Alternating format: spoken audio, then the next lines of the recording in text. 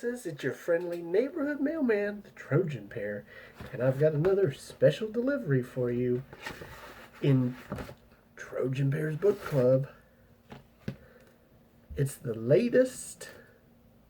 last book in the Godzilla book series by Marc Cerasini. I promised that this would be the next one that we would do, and it is. So, last time I talked about this series, I reviewed Godzilla at World's End, gave positive review on that, and really had a hard time in ranking it as opposed to the other two books because they were all so spread out in the timeline. Now it's going to be a lot easier to differentiate between these two because I've read these two so much closer together.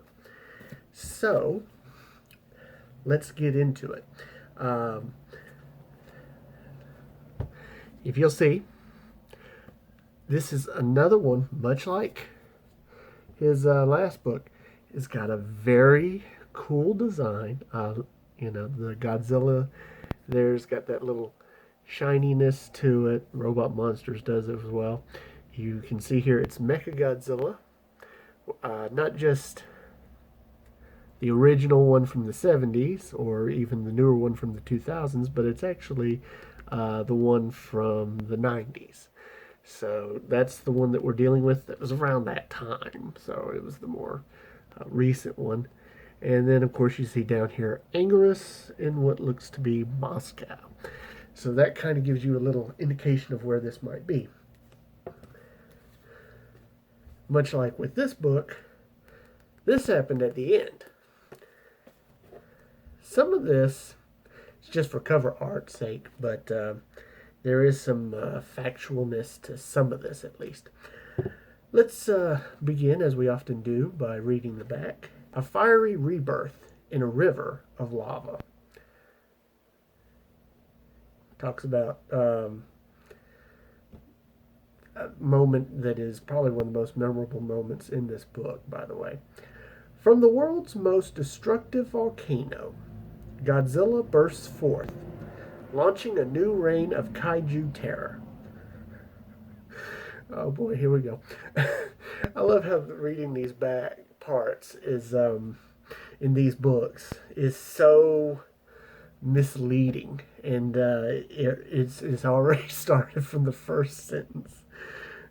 It talks about Godzilla bursting forth from the volcano, which he does do. You realize that that's like in the last third of the book or so that happens. I mean, it's I don't remember how late it happens, but it happens late in the book. I do remember that. And it's the first thing that they mention here. Something that happens at the end is going to be the first thing they talk about. As like, oh, this is happening right away. No. Okay, let's see.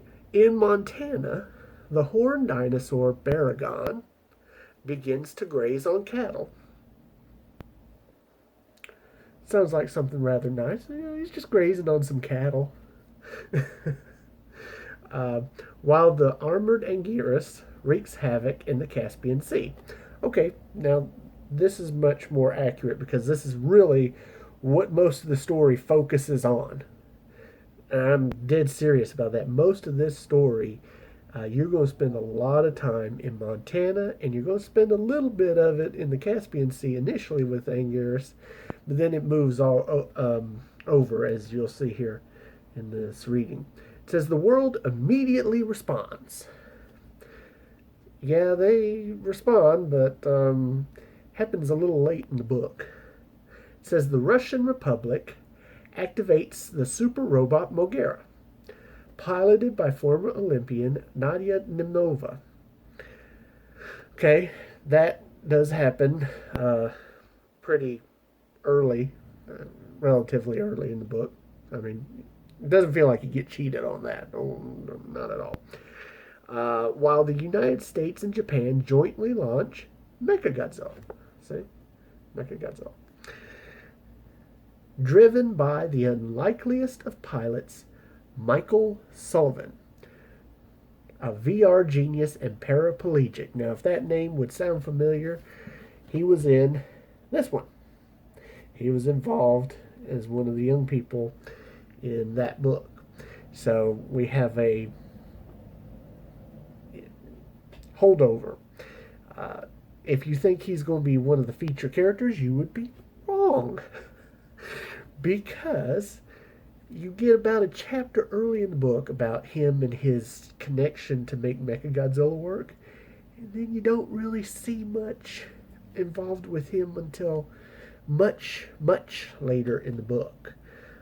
So, but it's kind of the same way with some of these books. Like this one, the first one, the main character in this one is referenced. I think it's in this book. Memory fades me, but I know he does like have his moments where he makes cameos in these future ones, but it's just cameos. So like you'll see people that kind of show up in future books. So like if there was another book, you probably would see some characters from that as well. Let's continue. But battling Godzilla is only round one.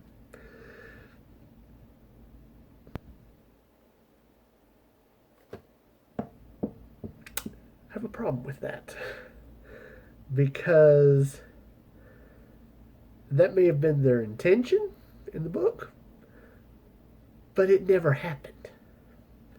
Spoiler alert, okay? I'm just going to go ahead and say it.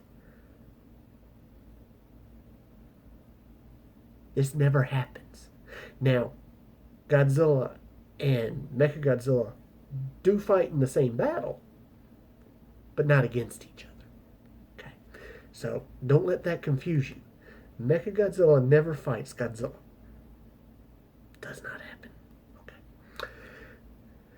At the burial site of Genghis Khan, a Mongolian warlord has found the key to unbridled power. The remains of a winged cyborg creature. Now, if you know anything about Godzilla, you know they're talking about Mecha King Ghidorah. Like an apocalyptic beast, it is unleashed, leaving one question in its terror-filled shadow. Will the age of monsters bring an end to the age of man? So, okay. Robot Monsters is appropriate title because you've got 3 different categories in there. You've got Mechagodzilla, you've got Mogera, and you've got Mecha King Ghidorah. Now, you've got all them. Okay. Add into that, obviously, Godzilla. Anguirus was mentioned. And you've got Baragon. And Rodan also makes an appearance in this book as well. Again, much like this book, Rodan's appearance almost has nothing to do with the story. He shows up, has a moment in the book, and then you don't really have anything to do with him. He's not involved in any of the conflicts with the other monsters, whatnot. He's just there, and he's gone, and, they mention him. It's a really weird part of the story. It's just like, it's just the monster universe, and he's there, So Rodan pretty much irrelevant. So don't count on Rodan being a big part of the story. If you want to know which monsters play the most prominent roles in this book, okay, Mogera and Anguirus. They have the most time in this. You can throw in Baragon. He shows up a little bit later, but the whole Montana story on the Indian reservation, that gets into it pretty early, and you can tell early on that they've got some characters that they're really developing in the Montana storyline early on, and it's like they're going to be spending a while in Montana. And they do. Now, they break it up and they go to the other parts of the story, but they often come back to Montana. And the only thing in Montana is Baragon. So they're there trying to deal with, the story has stuff going on with it that obviously involves affairs with the people. It's the main storyline that you're dealing with that doesn't have to do with kaiju so much. It does eventually get to Baragon when he shows up, and then they start trying to figure out how to deal with it. But then there at the end, they finally, I think it's the second to last chapter, there are, 15. There are 15 chapters plus epilogue and probably a prologue too. Yeah. So 15 chapters, epilogue and prologue. Epilogue and prologue are not that long. Okay. On the 14th chapter is when they conclude the Montana story, basically. When Mechagodzilla, for the first time in the whole book, is launched to go take care of Baragon. And he beats Baragon. I mean, come on now. But he doesn't, destroy Baragon. That's when we first get Mechagodzilla. Godzilla shows up out of the volcano maybe a chapter earlier, something like that. Godzilla plays a very small role in this book. Like I said, most of the focus is on Anguirus in the Caspian Sea. They send out Mogera to go fight him. They knock him out, capture him, fly him to Moscow to put him in like some kind of zoo or something. But some terrorists break him free, and he wreaks havoc on Moscow, and they get Mogera again to fight him, to try to sedate him again.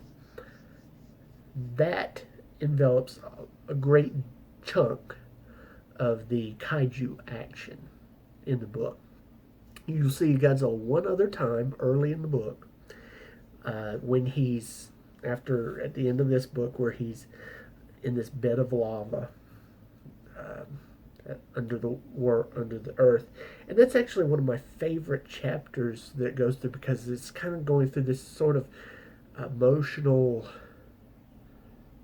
psyche of Godzilla and how he kind of makes himself hibernate in order to save his energy, so that way as he's in the lava that he doesn't completely disintegrate, that he buys himself time in order to be able to get to points where he can get out, recoup, where there's gaps and whatnot, because otherwise he'll just be stuck forever in some lava flow. So that one was probably one of the most creative chapters that he put in the book, because it was really neat reading that chapter. One of the big highlights. The other highlight, the final chapter, which is focused on Mechagodzilla, Mogera, Godzilla converging upon Mecha King Ghidorah as the real enemy, led by this crazy Mongolian warlord. So that battle was a really neat battle, but it was one chapter. It was the final chapter, and that's the only time that happened. Overall, though, it's a good book. He does like to highlight some of these smaller characters in it a lot, the kaiju. But I'm just saying, they try to sell this as with a lot of the big monsters in the story in here. Don't believe it. Much like this one. Very misleading. Some of this stuff is downright wrong in this one. But yeah. So, I don't get it. I give this is an A-type book. Not as good as this one. Not as good. I think this one, top to bottom, is a good book.